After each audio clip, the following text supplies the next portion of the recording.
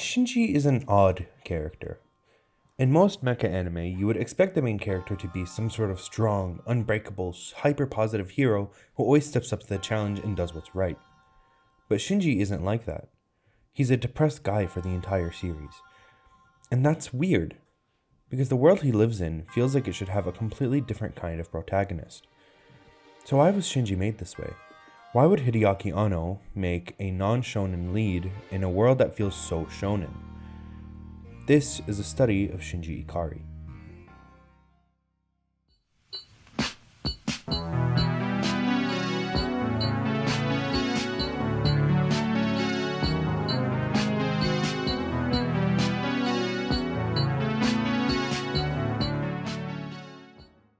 After the death of his mother Yui and the abandonment of his father Gendo, Shinji develops an extreme fear of rejection and loneliness. You can see it in his mannerisms. He's overly polite, almost to a fault, constantly trying to not inconvenience anyone. He does not assert himself, he doesn't push back, and most of the time he goes along with what people expect of him, even if it hurts him. And when that pressure builds up, he doesn't confront it, he runs away. He leaves it, he shuts it down, and he pushes it away. But at the same time, he still wants connection. He wants people to care about him, and he wants people to need him. And that contradiction is where one of the core ideas of Neon Genesis comes in. The hedgehog dilemma. It's the idea that people, like hedgehogs on a cold day, want to get close to each other for warmth, but end up hurting each other the closer they get.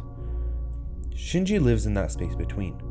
He's afraid of being alone, but he's just as afraid of getting close to anyone, so he keeps his distance, even when it's the last thing he wants. When he's first called to Nerve, Shinji immediately rejects the idea of piloting. He's scared, and more importantly, he doesn't believe he can be of any real use to them. The only reason he gets into the Eva is because of Rei. Seeing her injured and still willing to go, he feels like he can't just walk away. And that says a lot about him. Even though Shinji spends most of the series running away from things, he's not a selfish person. If anything, he's the opposite. He cares too much. He just doesn't know how to deal with it without hurting himself. I want to focus on his relationship with the characters because they're one of the most important things about him. Shinji's relationship with his father is one of the most important in the series. Gendo abandoned him at a young age, choosing his work over raising him. That absence becomes the foundation of Shinji's fear of rejection. If even his own father could not choose him, why would anyone else? When he's offered the chance to pilot, it stops feeling like a choice and starts feeling like a test, a way to finally earn approval from the one person he never got it from. But even that doesn't fully explain him. Shinji also reacts strongly to other people's suffering, even when it does not benefit him. This is where that contradiction becomes very clear. You can see clearly in his relationship with Rei for the first part of the series that Shinji is constantly trying to connect with her, but she always stays distant. Not in a cruel way, that's just who Rei is. She's cold, she doesn't understand human emotions. The only time she really seems to open up is around Gendo. This is where things start to complicate a little bit. It stops being just about connection and starts becoming a comparison. Why can his father show warmth to someone else but not him? In episode 5, Rei asks Shinji if he has faith in his father. When he reacts negatively, it's a small moment, but it says a lot. Rei trusts Gendo with her life, she respects him, and she lives to serve him. For Shinji, that moment reinforces the idea that he's the one that wasn't enough. He's the one that can't be what his father wants him to be. So when he tries to get closer to Rei, it doesn't come from wanting to understand her. It comes from also feeling like he's trying to understand what she has that he doesn't. That's why he snoops through her stuff in that one episode.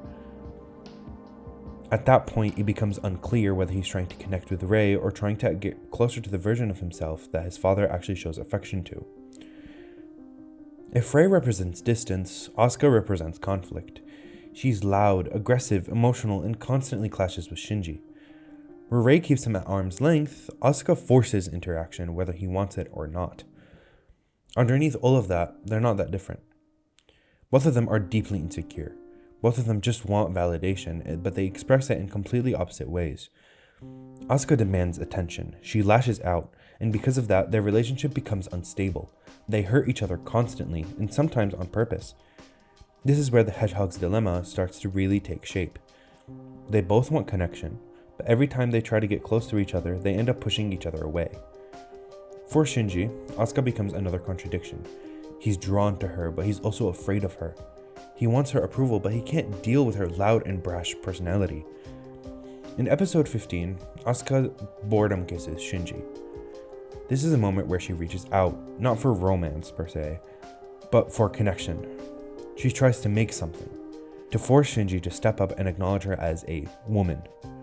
But when Shinji fails to do so, Asuka acts disgusted and runs to clean her mouth. But Asuka rejects him not because he's not enough or he didn't stand up to what she wanted, but because she's dealing with her own insecurity. And his relationship with Misato is not much better. At first, she seems like the most stable relationship in his life. She takes him in, gives him a place to stay, and tries to support him, but Misato isn't really a stable adult figure. She's dealing with her own trauma and contradictions. Instead of giving Shinji the guidance he needs, she ends up placing expectations on him. She encourages him to pilot and to do what's the right thing, but at the same time, she doesn't really understand him. So even in the one relationship that should feel safe, Shinji feels pressure. When you look at all these relationships together, a pattern starts to form. Every connection Shinji has is unstable. With his father, with Rei, with Asuka, with Misato, there's no relationship where he can just exist without feeling like he has something to prove. This is what makes his situation so different from a typical protagonist. In most stories, the relationships ground the main character, but for Shinji, they're the cause of his break. All of this build-up goes towards his breaking point. Throughout the series, Shinji is constantly pushed into situations he's not emotionally equipped to handle. He's forced to fight, make decisions, and confront things he doesn't understand. Every time he tries to cope with it, it only gets worse until eventually he can't take it anymore. But before we get into that, there is one character that is vital to Shinji's character arc that I didn't talk about yet. Kaoru is an angel meant to merge with Lilith, and he's meant to do so from the inside, appearing as a normal human. He becomes Shinji's lover, I want to say, or according to history, they're very, very close friends. He's not there to merge with Lilith, but he's there to break Shinji's last principles. Shinji, this whole time, has been against killing humans. But this is where the dilemma happens. Is it okay to kill Kaoru? He's an angel, isn't he? But he's too human. He has emotions, love, hate, etc. Why does it suddenly become okay to kill all other angels but him? How is that fair? But eventually, Shinji does what has to be done, and that's when he breaks. This is where the end of Evangelion comes in. This is where everything collapses, his identity, his relationship, his sense of self. It all falls apart and is ripped to pieces. This is where the anime starts to dissect Shinji itself. By this point, the only thing left in the anime is its core question. Instrumentality. Is it better to live in a world where you cannot be hurt, but also cannot truly connect with people? Or is it worth enduring the pain of rejection for the chance to be understood? And the way Shinji tackles this question is not a typical anime way. Shinji's answer isn't clean. He doesn't suddenly become confident. He doesn't suddenly overcome all his flaws and become the perfect protagonist and saves the day. He just makes a choice. A very messy and uncomfortable choice. He chooses to exist, to keep living, even if it means dealing with rejection, pain, and uncertainty. And that's why Shinji works as a character. He's not an ideal. He's not someone you're supposed to look up to. He's someone you're supposed to recognize as human. That internal conflict, wanting connection, caring about others, but also wanting validation is not unique to him. It's something humans deal with. Instead of hiding behind that strong, confident protagonist, instead of hiding behind a strong and confident character, Hideaki Anno puts it in front of us, front and center. He gives us a character who does not always do the right thing, who does not understand himself, who does not understand others. He struggles and he fails and he runs away. Why? Because he's human. Shinji is not selfish or selfless. He's human. He makes mistakes and he deals with it.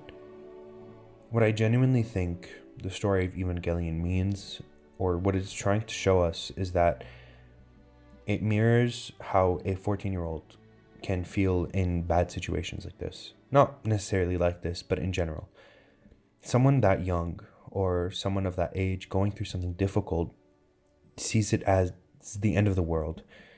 And what Evangelion shows us is that even though it feels like the end of the world for Shinji, and it kind of is the end of the world in their situation, everyone is going through something similar.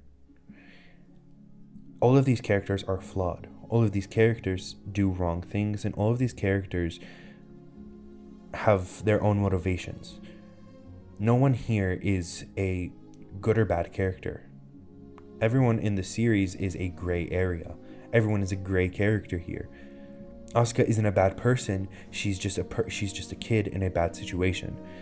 Misato isn't necessarily a bad person. She's a person in a situation where she was forced to act incorrectly, for example. Everyone in this anime is seen as a sort of... I don't know how to explain it. It's just everyone in this anime is just human. Everyone in this anime is going through things, and I think it really does show how, even though Shinji feels like it's the end of the world for himself only, everyone else also goes through things. In the last episode of the anime, it shows everyone's struggles. It goes through everyone's backstory and shows everyone's struggles. It shows how everyone has something going on for them, and you're never alone. You're never suffering alone.